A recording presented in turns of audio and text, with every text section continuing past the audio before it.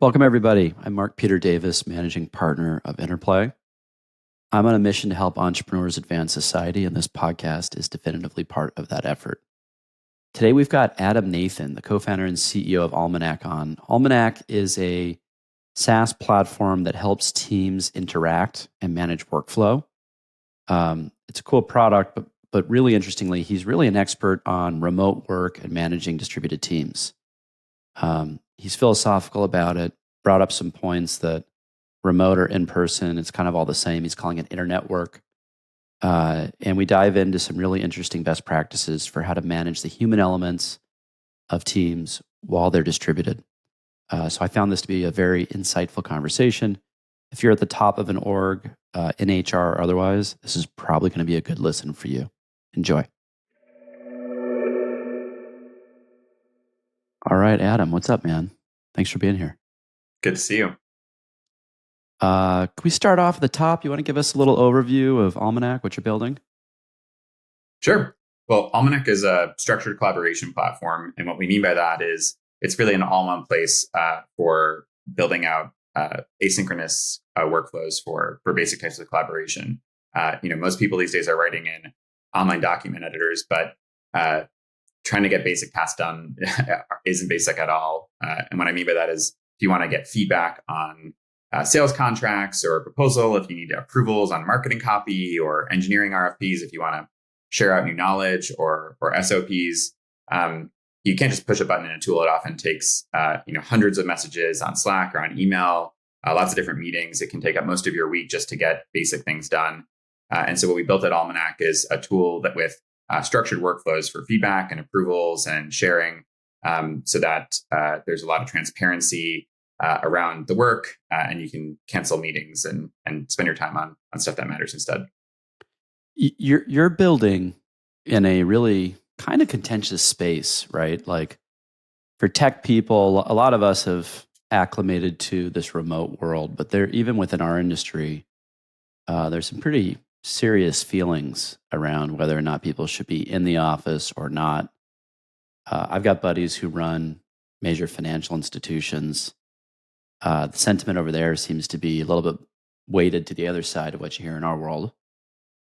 I wanted to, you're thinking about remote work and collaboration in a way that probably most of us aren't because you're building product for it. So you're down the rabbit hole. Yep. What's your take on the state of play? Like, where are we post-COVID and now? And does remote work make sense? Does it work? What's your take?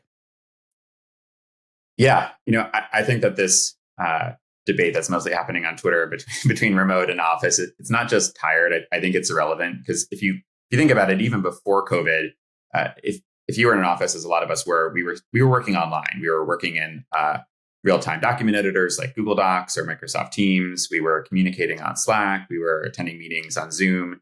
And in fact, most companies at scale, like global corporations, were distributed. We're operating remotely even before it was cool. And I think what COVID and the pandemic did for a lot of people is it made us realize, because we're already online, we actually don't have to be in the same place. And so I think that's why the benefits of remote work, the flexibility it brings, how it enables focus and flow for people have just make work better, especially for regular employees. And I think that's why you see this a lot of the labor, so to speak, resisting the return to the office, wanting to stay remote because it enables them to do their jobs better and improve their own productivity. I think there's this kind of classic tension between capital and labor, where people who run big businesses have only managed or led in environments where they can control people's presence. Those same people may be invested in corporate real estate or other businesses. I think there's a kind of a natural reflex to go back to the way things were, because I think there's incentives there, or just muscle memory. But I don't like the term remote, because what we're really talking about is internet work. And if you think about the transition we've made over the last 20 years, is a big transition from the physical world to the digital world with the internet. And in a lot of ways, especially on the consumer side, the benefits we get from internet tools and internet products is just like a standard deviation better than anything we got in the physical world. And I think the same thing is true about internet work versus office work. I don't think we're going back to the office in the same way. I think, internet work is better for everybody. And so I think this is a force of disruption that can't be turned around. And so I think a lot of this kind of return to the office speak is kind of like the last gasp, or kind of a natural resistance to this inevitable force of change that's just sweeping how work gets done. Yeah, and I think this is about to play out. It already has started a big way in the markets, validating what you're saying. Commercial real estate, we're already seeing a lot of material bankruptcies, but a lot of my friends who are investors in that world are expecting 24 to be a bloodbath. So there is this anticipation that more to come on the impact of commercial real estate occupancy plummeting and staying low. But there's also, on the other side, there are a lot of people who are thoughtful and forward-thinking, who are seeing gaps with the remote work, right? My personal experience was I was really scared when COVID hit. I thought, it was going to bring our operation to a little bit of a halt, and it didn't. We accelerated. But we did lose a little something. There was some human dimension that was lost, working from your home office or your bedroom or wherever it may be. What have you seen as like the real cons of this? I know you're a proponent for it, but the reality is nothing's black and white in this world. What are the real cons as this is kind of shaken out, getting away from the hype and hysteria? What's the real? Yeah, I mean, our thesis at Almanac, the reason we started the company is that we think where we work has changed, but how we work hasn't. And to that end, I think we're only like halfway through this transition to internet work, where we've all realized that we can work remotely. There's benefits of hiring people across the world. For individuals, there's more flexibility and focus in how they can structure their days. But even now that we're often spread across time zones and geographies, the way we work is still largely reflects this idea that like we're actually all in the same place from 9 to 5, and so we're still using the same mechanisms like meetings and messages to try and get stuff done. And I think it's overloading everybody because people's calendars now are just filled with this kind of overhead work instead of having actual time, because we're overusing tools that were designed for the office, not tools that were designed for the internet. And when we've talked to the best teams around that have really mastered how to work on the internet, the themes that we've seen are that these are teams that work with a lot more structure, so that people don't have to ask questions and be in meetings all the time. They work with a lot more transparency, so people can answer things on their own and get the information they need to do their jobs. And they work with a lot fewer meetings as a result. And so they end up being faster, even though they're distributed, rather than slower. And so I think for people who are still struggling with remote, I think it often comes from this tension where they're not in an office anymore. They may be spread apart, but they're still working like they're in an office. And so they have one foot into the internet, but like one foot stuck in the office. And I think a lot of the teams that will win in this new era will figure out how to work well on the internet. I think to the point you brought up about human connection, I mean, the obvious implication of working remotely, remote is not a location, right? It's an absence of one. It's that you're not together all the time. And I think part of being structured and intentional and thoughtful as a remote team is to think, well, how do we create connection? How do we make the synchronous time we're spending together really great? How do we bring people together physically? One thing I hear a lot as a pushback to remote is like, oh, but creative work happens so much better when we're in an office. And I've talked to like thousands of people about how to do brainstorming. And I think everyone who's listening can probably imagine or remember a time that you've been in a terrible in-person brainstorm where like you enter a room, the question you're solving isn't clear, the loudest voice ends up dominating, you don't make a decision, you leave without next steps. It just feels like a complete incineration of like 30 to 60 minutes. And the way to do brainstorming it often reflects like a bunch of structured best practices. You have a specific question, you give people time to brainstorm on their own, you group ideas together and vote on them, you make a decision, you assign action at the end of the meeting. You can do that in person, you can do that remotely, you can do that in a meeting, you can do that asynchronously. So, I think a lot of this bid for connection doesn't have as much to do with like we all need to be together all the time, as much as it has to do with being thoughtful and intentional and structured about how you interact and how you manage. And I think remote often just exposes how teams are actually running, because it takes away all of the the theatricality of the office, all of the meetings and the water coolers and the lunches. And it just shows are you actually operating well? And so I think what's happening, what you see with remote teams now, are that good teams, well-managed teams, are operating better and faster. And teams that were not managed well before are falling apart. And, I think for those leaders and those managers, they have a choice. They can either recognize reality and say, how do we get better at managing? How do we get better at collaboration? Or they can ignore it and say, let's just go back to the office where we can paper over all that again. And I think teams that try and regress back to a world where dysfunction was masked by all this stuff, all this overhead, is, they will ultimately lose. I agree with so much of that. There's one thing I do want to put a question mark on, though. I personally found it wasn't a functional question. We just lost some of the human touch. There's a layer of friendship in our team. Mm-hmm. And when we went to remote, we were faster. I think we fell into that camp of, we probably were missing some elements of structure, but we had enough to where the machine accelerated. Yeah. But after a couple of years, I didn't know who people were dating or what was going on in their life, because the meetings were so punchy, right? We were off. There was none of that small talk. And it's not natural to do the small talk always on the Zoom dynamic. Our approach to this at Interplay has been, it's worked for us pretty well. I don't know that it's right by any means, is we do 1 day a week where everyone's required to be in the office. And every other day is completely optional. Some people are there every day. I'm probably in 3-4 days a week. Some people are there on that 1 day. And it tends to correlate a little bit with not only commute, but if they have families. The younger folks who don't have families tend to live in smaller apartments, and they're more excited to get out of those and go to the office. The people with longer commutes and more space and kids like that commute time back to have dinner with the family. There's a pretty clear correlation on that. I get it.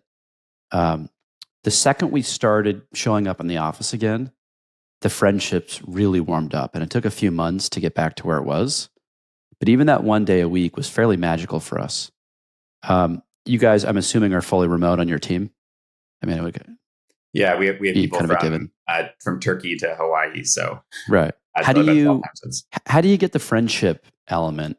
Forget the functional stuff. There's tactics and there's technicalities for that. And maybe you don't need it. Maybe that's another headline. It's some teams, not everyone's going to be friends, and that's okay. But we do have a strong bond at our firm. Well, I think you're exactly right. I think people leave jobs often because they lack friends at work, or they hate their manager at the root of it. And so I think building strong connections where people can see and value and trust and respect each other as people, as humans, is critical to building a strong team, retaining great employees, producing business value. So it's, I think it's a really important question. And I secretly love offices. Even though we're a fully remote team, I love offices because I'm a super extroverted person. I've always had a lot of friends from the places I've worked. And when I started Almanac, I fantasized about the kind of office that we would build, and the bookshelves and the light and the couches and the happy hours. And so, as we become fully remote, we spent a lot of time thinking about this question of how do we build connection between the team? And we do it in a couple different ways. The first is retreats. And so we try and bring people together about 3 or 4 times a year. We do this in a couple different forms. One are kind of team-based sprints, often around a project where we get together and kind of hotbox it for a week. And we build something really cool that we couldn't have otherwise done remotely. And everyone feels great by the end of it. We do company retreats or larger retreats that are more cultural based. We have one coming up in Costa Rica in September. And last year we implemented what we call co-working weeks, which were bringing together people cross-functionally from different teams without a business agenda. And we basically gave people a stipend to get to a location. We did them in Greece and Tuscany and Palm Springs and New Orleans. And the idea was to kind of replicate those great happy hours you go to where you might have 3 or 4 or 5 drinks and stay till 8 or 9 and really get to know someone well. There's lots of happy hours in offices, but we thought there's often 1 or 2 or 3 a year where people are really building those types of connections, the kind of friendships that you talk about that last over a long time. And so we think bringing people together 3 or 4 times a year and really focusing those in-person moments on relationships can start to build the kind of connections that buoy people up even when they're not together. We also do a couple things in a distributed form. One is that we start most meetings with a kickoff question, and it sounds so cheesy, but we have like a library of like 1,000 questions now. Things like, what's your favorite color? Or what did you want to be when you grow up? Or describe your perfect Saturday. And that just brings the human element into the meeting and starts the meeting with us all recognizing, oh, we're real people. We're not just going to jump into the things we have to do. And it definitely elevates, I think, the tenor and the warmth in the meeting after. We also have something called Almanac Community Dialogues, where cohorts of Almanac employees spend, I think, 10 to 12 weeks together, 2 hours a week in this kind of protected time, where they talk about like big life questions. And there's a set curriculum on things like love and work and purpose and meaning and family. And we as a company make an investment in this. We make sure that people who are in the cohort, aren't disturbed during this time. It's like a phone off, as kind of, digitally off as you can be being remote. But, we've seen from the data that those people love that experience because they really get to know, people as people, even over a Zoom. And we have extremely high retention from employees in general. We have very high retention overall. I think it's like 96% of all the employees that we've hired. But we have extremely high retention from folks that have been through Almanac Community Dialogues because it really helps them feel like they understand the why behind the person. And even in business meetings, when you're like, oh, it helps to contextualize why somebody said something or why somebody did something when you understand like how they became the person they become. And so, those are all experiments that we've done over time to try and figure out how we build this type of connection, even in a remote environment. That's great. And I know obviously you're probably dog fooding your own platform. Are there other tools that you think are really important that remote teams should use to supplement the experience? That's a great question. Ironically, I'm a tool minimalist. I use like Apple Notes for my own note taking. We use at Almanac a lot of Zoom, a lot of Slack. So probably like a lot of companies out there, I don't think I wish we were fancier with some of our own tooling. In the end, we believe that like great management shouldn't be hard work. And that the tools and the processes and the systems that we use should be like fast and easy and simple. And we've endeavored to build Almanac that way so that it doesn't take a lot of configuration, that it can like automatically help your team get better without you having to put a lot of work into it. And I think probably our own tool stack reflects that same approach, that rather than like buying a better tool, we just try and use the tools that we all use as well as we can. I think other tools in this camp are things like Linear or Superhuman, where they're not trying to create like a different use case, but they're just trying to execute extremely well on a thing that we all have to do every day. Any tools you think are missing? Any space where entrepreneurs listening to this can go and build and complement and support kind of productivity and remote work, et cetera?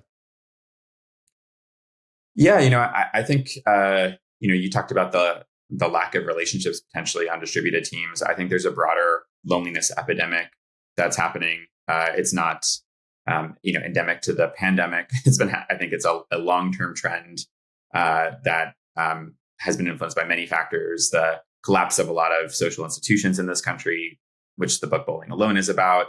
The rise of like suburbia, and I think this is a huge market opportunity because the number one cause of death in the United States is loneliness. Like people die because they lack connections, and there's like lots of really interesting research behind this, like scientific, medical, behavioral research.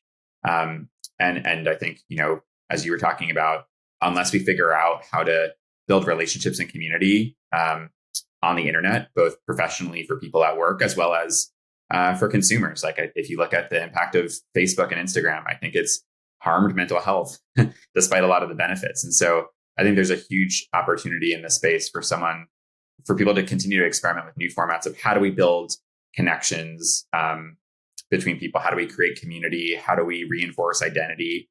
I think there's some really cool ideas with AI around like, how do you do this where maybe the machine can talk back to you rather than another human, or like, how does AI fit into this picture? I don't have any super bright ideas myself, but I think that this is like a multi-billion-dollar, somewhat trillion-dollar space, because I think connection, belonging, purpose are core human needs, and I don't think that they're being served very well in today's world. Side comment: it's never been cooler to be an introvert than today.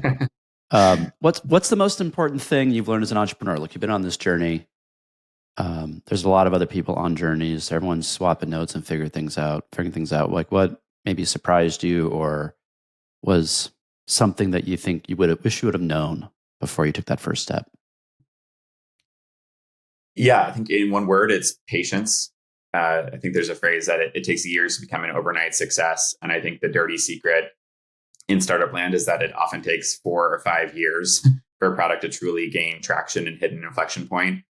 A lot of the stories that are celebrated, like whether it's, Facebook or some of these like newer AI startups, is that like, oh, I had an idea and then all this, and I built something and I launched it, and then it worked. And I think that's true in a small minority of cases, but I think in most of the time, founders have been working for years to make something work. Even in cases where they make it work quickly, it's not their first company; it's their second or third or ninth or 10th try. I think that was the case with the Clubhouse guys. I think it takes a lot of grit and persistence to make things work, and I think success comes from just like trying again and again and again, and listening to your customers and learning from them and iterating and making small tweaks, like literally hundreds or thousands of small tweaks on product and marketing and sales, until you figure out the exact right combination of factors that lead to fast growth. How did you decide to do this, right? Like, I know every entrepreneur has some sort of calling. What was your journey to get here? I know you've done a bunch of the standard, you went to good schools and had big jobs. Anything that stood out as a novelty or a unique experience that kind of helped shape this? Yeah, well, when people often tell me that they want to start a company, I say don't, unless you can't do anything else job-wise and you have an idea that just keeps you up every single night. And for me, I think one of my strengths, and I have many weaknesses, is that I'm able to see around the corner and kind of see into the future. And I've always had this ability throughout, I think, my entire life. I've always just been really interested in what the future holds, and kind of bringing people along with me on a vision. But in terms of ideas themselves, I've always been really attracted to complex systems. My degree in undergrad at Duke, I designed my own major around systems change, and so it was like part engineering, part public policy. But I was really interested in like why things work or didn't, based on a number of factors, and how individuals could affect change in those systems. And after Duke, I worked in a bunch of really complex systems. I worked in the federal government as part of the Obama White House. I worked at a nonprofit consulting firm. I worked at an airline. All none of those spaces are paragons of efficiency. They're all pretty dysfunctional. At least that's what most people think. And I was just fascinated with why they were the way they were, and how you can make it better. And I think what we do at Almanac is think about the system of work that teams and companies are a part of, and how we can help people get better at it. Because if you can change how people work, it doesn't make just life better for them, which is important for us, but it can change how we as a society confront really complex problems and opportunities. It can help us solve problems better. And so, I've always been obsessed with this idea of systems and improving them. And so I always say, like, I couldn't have just started any company. Like, it feels like Almanac is the company that was the right company for me, because it's just kind of it seems like a natural consequence of all the experiences I've had in my life to date. It's funny you mentioned airlines in this. I have a buddy, someone I just met, and the guy is going out in the process of trying to buy an airline. And I looked at him puzzled, because I'm a software guy, where when I hear big CapEx, I think bad. And I said, why airlines? And he'd been in the industry forever, so it wasn't out of the blue. And he said, this industry has it all. Extremely complex operations, extremely complex financing, extremely complex marketing, pricing strategies. And I think he was looking at it as a Rubik's Cube, right? Whereas I'm always trying to simplify things into like one dimension where there's less risk. Yeah. I think the complexity and the risk appealed to him. And so pretty fascinating perspective. I just want to double click. We're both Duke grads. Unfortunately, I'm a bit older than you are, which I'm trying to undo. It's not working. And one of the things I've found is Duke has really ramped up. There's been a lot of people who have put in blood, sweat, and tears to making the university more entrepreneurial, which I'm personally passionate about. There's a lot of great things to be passionate about. That's mine. One of the organizations we've been involved with is we started a group called the Duke Venture Community, which is probably going to rebrand soon as the Blue Venture Community. And the basic concept was there's a whole lot of VCs and entrepreneurs that have come out of that university, but I didn't find they were talking to each other. So how do you think about your experience at Duke as an entrepreneur? In hindsight, I was trying to start stuff on campus. I don't know if you were. And now the community at large, it's a great school. They've had tons of people out. Have you felt connected in to the peers from the university? Yeah, well, I have a lot of love for Duke, and I'd love to be part of your community. I have a bunch of friends. I was 2010. Like my friend Zach started Plaid. There's been a ton of. I think the vintage of Duke grads from 08, 09, 10, 11, 12 have gone on to start a bunch of huge companies. I'm proud to be a part of it. I think a lot about like what was in the water there. Like why does Duke seem to outperform when it comes to successful entrepreneurs? I think Duke it wasn't like an Ivy where like privilege and success were just handed to it because of like thousands of years of lineage. I think as an elite institution, it's fairly new. I think only really came about in the 70s and 80s. And I think there's like a practicality to the culture of the school and a hunger. And I think it attracts people who want to make a difference and have this ambition to do something. And that combined with, I think, the social nature of the school where, yes, it's never been a better time to be an introvert, but I think like Duke teaches you how to work together as part of a team and a community. I tented when I was there for basketball all 4 years, which is crazy to think about. But I think when you were like tent number 7 or something, and I slept outside for 3 months, and I learned a lot about like how to work together with the people in my tent and the people in K-ville. And I had many other experiences at Duke that were like that. And I left probably a changed person. I'm proud of being a Blue Devil, and it's just super cool to see people throughout my community now, tech, who come from the same place. Adam, thanks for being on today. Really appreciate you. Yeah, it's been a pleasure. Very cool to have Adam on. Always interested in good perspectives and best practices on how you pull off team management, especially in this distributed world we're in. It's funny. I didn't, based on how he kind of initiated the conversation, I thought he was going to say very little about building those in-person relationships. But he dove into a lot of really tactical and valuable recommendations on ways to go out and build and create real connective tissue beyond the kind of work product. So anyway, it was great to have him on, and stay tuned. We'll catch you next week.